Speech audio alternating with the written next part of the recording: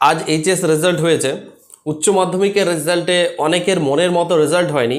অনেকে ভাবছে যে এই রেজাল্টটা আমার মনের মতো হয়নি বলে জীবনটা আমার শেষ হয়ে গেছে, মানে আজকের পর থেকে আমি কম নাম্বার পেয়েছি বা এক্সপেকটেশন অনুযায়ী পাইনি বলে আমার সব কিছু পথ বন্ধ হয়ে গেছে। দেখো প্রিয় ছাত্রছাত্রীরা, এরকম কিন্তু নয়, কারণ আমি তোমাদের সঙ্গে দীর্ঘদিন পড়িয়েছি, থেকেছি, প্রত্যেককে জানি। এটা সত্যি যে এইচএসের রেজাল্ট তোমাকে তুমি যদি ভালো করো তোমাকে একটা মোটিভেশন দেবে, তোমাকে একটা ভালো জায়গায় নিয়ে যেতে সহযোগিতা করবে। বাট এটা সত্যি নয় যে এইচএসের রেজাল্টই শুধু তোমাকে ভালো জায়গায় নিয়ে যেতে সহযোগিতা করবে। তার পারিপার্শ্বিক আরও পৃথিবীতে অনেক কিছু আছে। একটা রেজাল্ট খারাপ হয়েছে কোনো ম্যাটার নয়, আজকের পর থেকে শপথ করো নিজের স্বপ্নকে নিয়ে এগিয়ে চলো।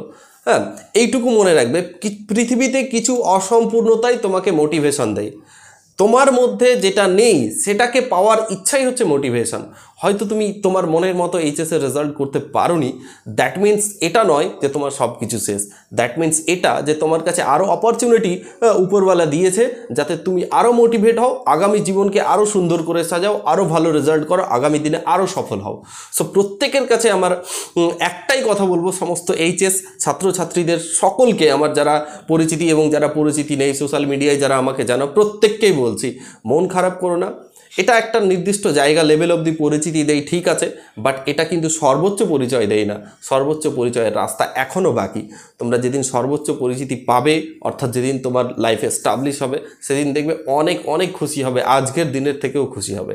ঠিক আছে? সো প্রত্যেকে মন খারাপ করো না, ভালো থেকো। প্রত্যেকের জন্য ভালোবাসা, শুভেচ্ছা সব কিছু রইল। তোমাদের জীবন আরও উন্নতি হোক।